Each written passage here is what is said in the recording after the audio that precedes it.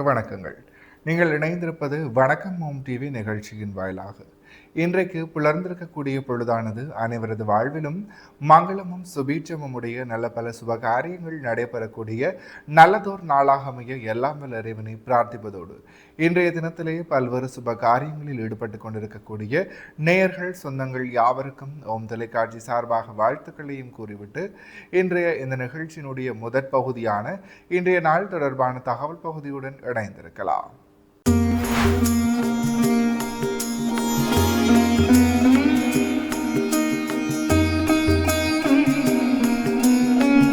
இணைந்திருக்கின்றோம் வணக்கம் ஓம் டிவியின் இன்றைய நாள் தொடர்பான தகவல் பகுதியுடன். அந்த வகையிலே இன்றைய நாளானது யூன் மாதம் செவ்வாய்க்கிழமை 16/6/2026 தமிழுக்கு பராபவ வருடம் ஆனி மாதம் 2ஆம் நாள். இன்றைய நாளிற்குரிய நல்ல நேரங்களாக இன்று காலை 10:30 தொடக்கம் 11:30 வரை, பின் மாலை 4:30 தொடக்கம் 5:30 மணி வரை. அடுத்து ராகு காலத்தை பார்க்கலாம். இன்று மதியம் 3 மணி தொடக்கம் 4:30 மணி வரை. அடுத்து யமகண்டமாக இன்று காலை 9 மணி தொடக்கம் 10:30 மணி வரை.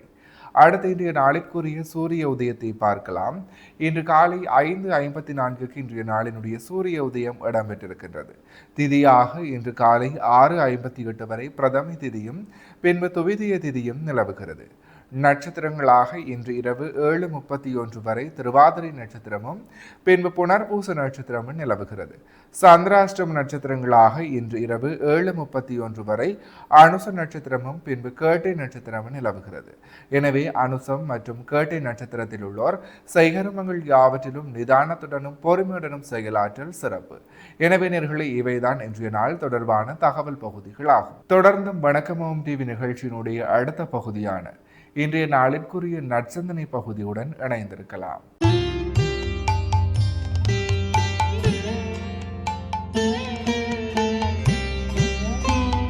ஓம் வாக்குண்டாம் நல்ல மனமுண்டாம் மாமலரால் நோக்குண்டாம் மேனி நுடங்காது பூக்கொண்டு துப்பார் திருமேனி தும்பிக்கையான் பாதம் தப்பாமல் சார்வார் தமக்கு. ஓம் நமச்சிவாய. மேன்மைகள் சைவ நீதி விளங்குக உலகமெல்லாம்.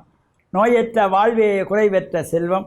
அந்த நோய் நொடிகள் இல்லாத வாழ்வு இந்த உலக மக்கள் எல்லோரும் வாழ வேண்டும் என்று கலியுகத்தின் காந்தமலை ஜோதியாகிய சபரிமலை சுவாமி ஐயப்பனுடைய திருவடிகளை சிறந்தாழ்த்தி டான் தமிழொலி ஓம் தொலைக்காட்சி நேயர்கள் அனைவருக்கும் சர்வதேச இந்து மத குறிப்பீடம் அகில இலங்கை சபரிமலை ஸ்ரீ சாஸ்தாபீடத்தின் சார்பில் இனிய வணக்கங்களும் நல்லாசிகளும். இன்றும் மங்களகரமான பராபவ வருஷம் ஆனி மாதம் 2ஆம் நாள். நேற்றைய தினம் ஆனி மாத பிறப்பு. இன்று 2வது நாள் 16/6/2026 செவ்வாய்க்கிழமை. இன்று மலர்ந்திருக்கின்ற இன்றைய பொழுதும் எல்லோருடைய வாழ்விலும் எல்லா விதமான சிறப்புகளும் கிடைக்கும் நிறைவனை பிரார்த்தித்து, இன்று மங்களவாரம் என்கின்ற செவ்வாய்க்கிழமை. பொதுவாக செவ்வாய்க்கிழமைகளிலே சனிக்கிழமைகளிலே எந்த சுபகாரியங்களும் செய்ய மாட்டார்கள். இறை வழிபாடுகள் அம்பாள் வழிபாட்டுக்குரியது இந்த செவ்வாய்க்கிழமை.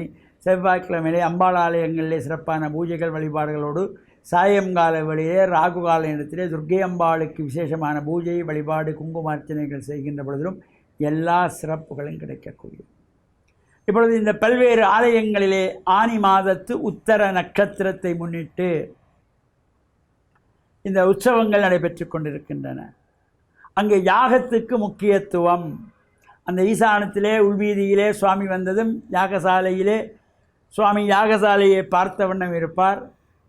அங்கே மேற்கு நோக்கிய யாகசாலை மேற்கு நோக்கி இருக்கும். சுவாமி கிழக்க பார்க்க வந்து நிற்பார்.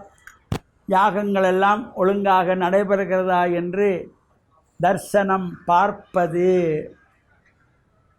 அங்கே ஆகுதிகள் எல்லாம் நடைபெறும். இந்த பல்வேறு வகையான திரவியங்களாலே ஆகுதிகள் செய்யப்படுவது.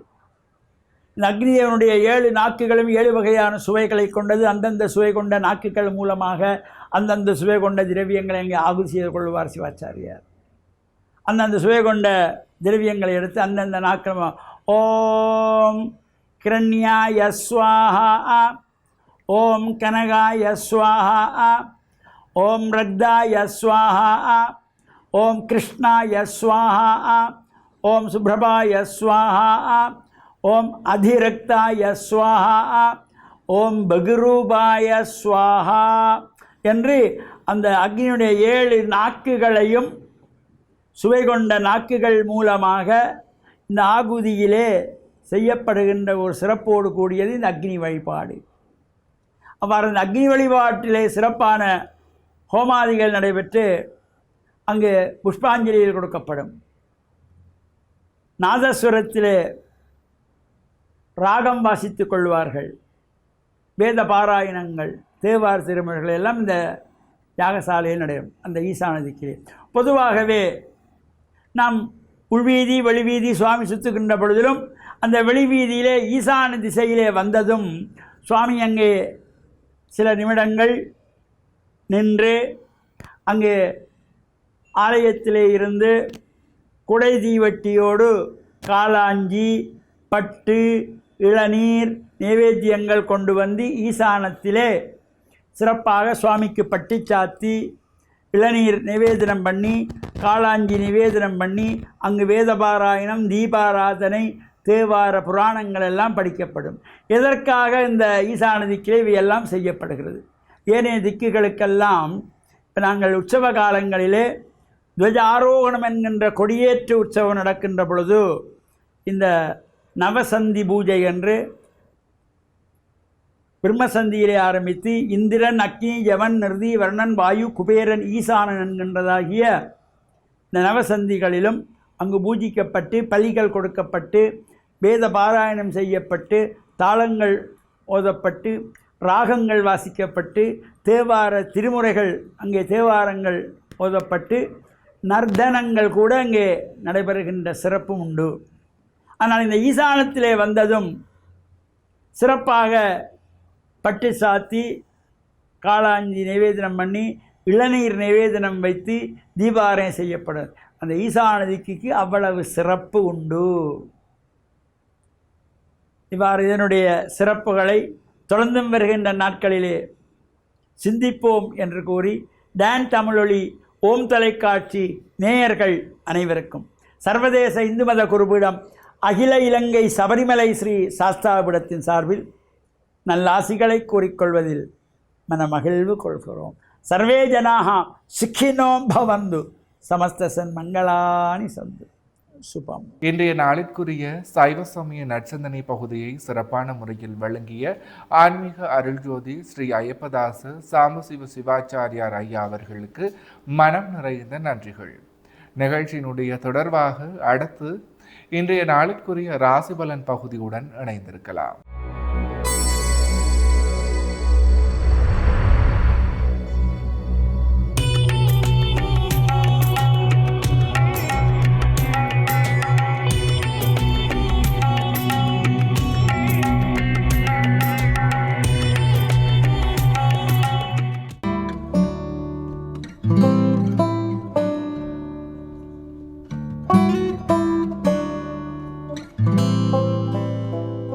ஓம் தொலைக்காட்சி நிலைக்கு இனிய காலை வணக்கம். இன்றைய நாள் 16/6/2026.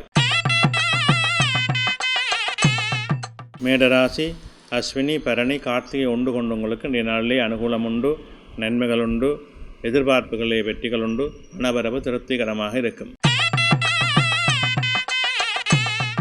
இடபராசி கார்த்திகை 2, 3, 4, ரோகிணி, மிருகத்திடம் 1, 2 கொண்டவங்களுக்கு இன்றைய நாளிலே சற்று சிரமங்கள் இருக்கும், தடைகள் இருக்கும், காரியங்களில் இழுபல்கள் இருக்கும். பொறுமையோடும் நிதானத்தோடும் செயல்பட வேண்டும். மிதுன ராசி மிருகத்திடம் 3, 4, திருவாதிரை, புனர்பூசம் 1, 2, 3 கொண்டவங்களுக்கு இன்றைய நாளிலே அலைச்சல் நிலைகள் அதிகமாக இருக்கும். தேவையற்ற பிரச்சனைகளுக்கு முகம் கொடுக்க வேண்டி வரும். பணவரவு மத்தியமமாக இருக்கும். நிதானத்தோடு செயல்படுங்கள். கடகராசி புனர்பூசம் 4, பூசம், ஆயில்யம் கொண்டவங்களுக்கு இன்றைய நாள் வெற்றி நாளாக அமையும். தொழில் முன்னேற்றம் உண்டு, பணவரவு உண்டு, எதிர்பார்ப்புகளிலே நல்ல வெற்றிகள் அமையும். சிம்மராசி மகம், பூரம், உத்தரம் 1 கொண்டவங்களுக்கு இன்றைய நாள் மேன்மையும் நன்மையும் தரும். தொழில் சிறப்புகள் சிறப்பாக இருக்கும். பணவரவு திருப்திகரமாக இருக்கும். எடுக்கின்ற முயற்சிகளிலே வெற்றிகள் சிறப்பாக அமையும். கன்னிராசி உத்தரம் 2, 3, 4, அத்தம், சித்திரை 1, 2 கொண்டவங்களுக்கு இன்றைய நாளிலே சற்று மனச்சஞ்சலங்கள் இருக்கும், உடல் உபாதைகள் இருக்கும், தேவையற்ற பிரச்சனைகளுக்கு முகம் கொடுக்க வேண்டிய சூழல் அமையும். நிதானத்தோடு செயல்படுங்கள். துலாம் ராசி சித்திரை 3, 4, சுவாதி, விசாகம் 1, 2, 3 கொண்டவங்களுக்கு இன்றைய நாள் வெற்றி நாளாக அமையும். தொழில் முன்னேற்றம் உண்டு, பணவரவு உண்டு, சிறப்பான அனுகூலங்கள் அமையும். விருச்சிக ராசி விசாகம் 4, அனுசம், கேட்டை கொண்டவங்களுக்கு இன்றைய நாளே சற்று அலைச்சல் நிலையில் இருக்கும், மனச்சஞ்சலங்கள் இருக்கும், உடல் உபாதைகள் இருக்கும், தேவையற்ற பிரச்சனைகளுக்கு முகம் கொடுக்க வேண்டி வரும். நிதானம் தேவை. மகர ராசி உத்திராடம் 2, 3, 4, திருவோணம், அவிட்டம் 1, 2 கொண்டவங்களுக்கு இன்றைய நாளே அனுகூலங்கள் உண்டு, நன்மைகள் உண்டு, தொழில் முன்னேற்றங்கள் சிறப்பாக இருக்கும். கும்பராசி அவிட்டம் 3, 4, சதயம், பூரட்டாதி 1, 2, 3 கொண்டவங்களுக்கு இன்றைய நாளிலே சற்று அலைச்சல்கள் இருக்கும், காரியங்களில் எழுபுகள் இருக்கும், மந்த நிலைகள் இருக்கும், பொறுமையோடும் நிதானத்தோடும் செயல்பட வேண்டும்.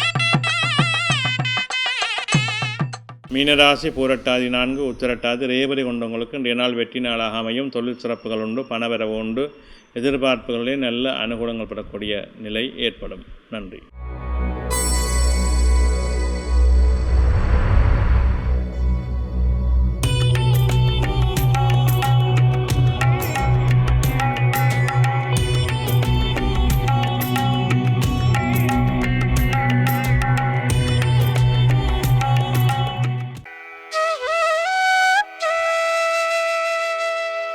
இன்றைய சிந்தனை. ஜாதக ரீதியாக நாங்கள் பார்க்கின்ற பொழுது ஒரு சில நட்சத்திரங்களுக்கு போராட்டங்கள் இருப்பதை நாங்கள் அறிய முடியும். இயல்பாகவே தனித்தனியாக சில நட்சத்திரங்களை நாங்கள் ஆய்வு செய்து பார்த்தோமானால் அது ஏன் அப்படி அமைகின்றது என்பது தெளிவாகிவிடும். இயல்பாக சில நட்சத்திரங்களுக்கு அந்த நிலைகள் உண்டு. அது நட்சத்திர அதிபதியை பொறுத்து மட்டும் அமைவது இல்லை. இயல்பாக நட்சத்திர அதிபதி வேறு, ராசி அதிபதி வேறாக அமைந்து விடுகிறதும் உண்டு.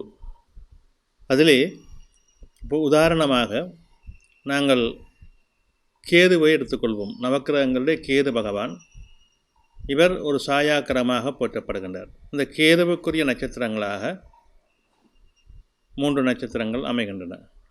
அஸ்வினி நட்சத்திரம், மகம் நட்சத்திரம், மூலம் நட்சத்திரம். இந்த 3ம் கேதுவின் அதிபதி கொண்ட நட்சத்திரங்களாக அமைகின்றன.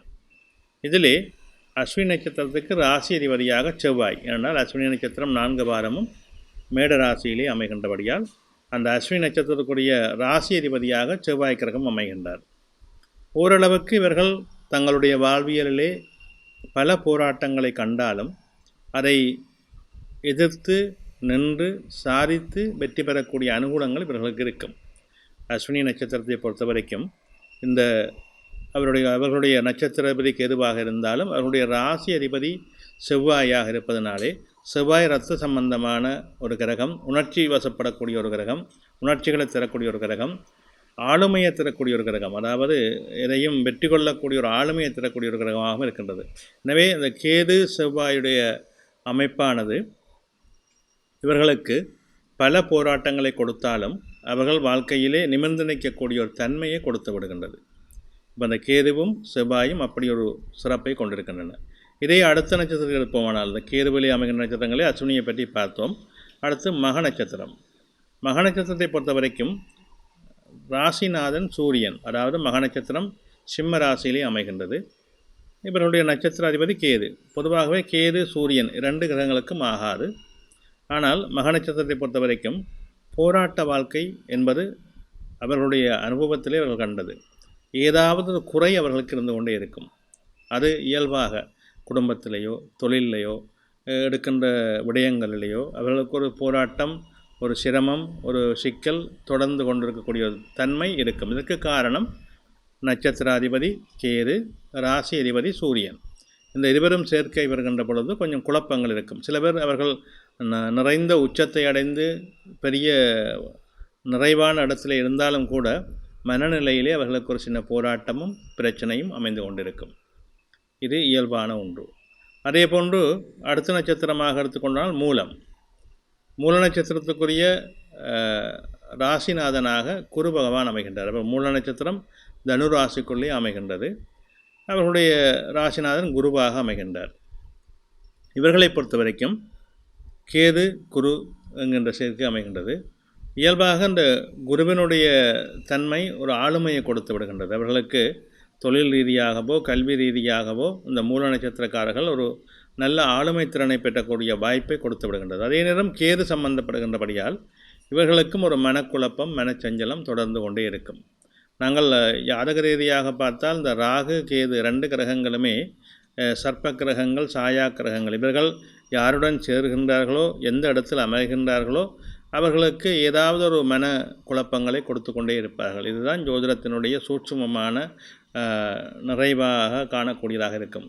எனவே இந்த சாயா கிரகங்களுடைய சேர்க்கை அமைகின்ற இடங்களையும் அமைகின்ற கிரகங்களையும் பொறுத்து அமைகின்றது. ஆக இப்போ நாங்கள் இந்த 3 நட்சத்திரங்களை பார்த்தோம். அதாவது கேதுவினுடைய ஆதிக்கத்திலுடைய அஸ்வினி, மகம், மூலம், இந்த 3 நட்சத்திரங்களுக்கும் நட்சத்திர ரீதியாக கேது பகவான் அவருடைய நட்சத்திர அதிபதியாக விளங்கினாலும் ராசி அதிபதி கிரகங்கள் மாறுபடுகின்றன.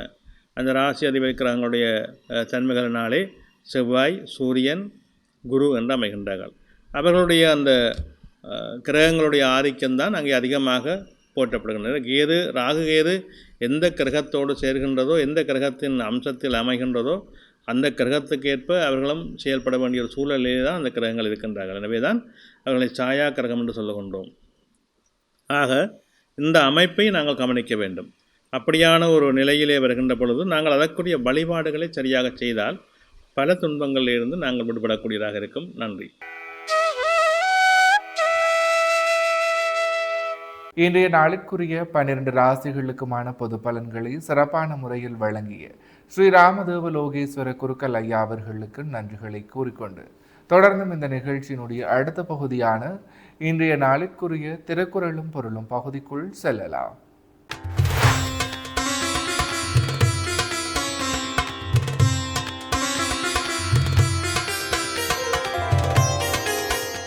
இணைந்திருக்கின்றோம் வணக்கம் ஓம் டிவியின் திருக்குறளும் பொருளும் பகுதியுடன். அந்த வகையிலே இன்றைய நாளுக்குரிய குறளும் பொருளுமாக வரவிருந்து வைகலும் ஓம்புவான் வாழ்க்கை பருவந்து பாழ்படுதல் இன்று. இக்குறளினுடைய பொருளாக தன்னை நோக்கி வரும் விருந்தினரை நாள்தோறும் போற்றுகின்றவனுடைய வாழ்க்கை துன்பத்தால் வருந்தி கெட்டு போவதில்லை. இக்குறளையும் பொருளையும் மீண்டும் ஒரு முறை பார்க்கலாம்.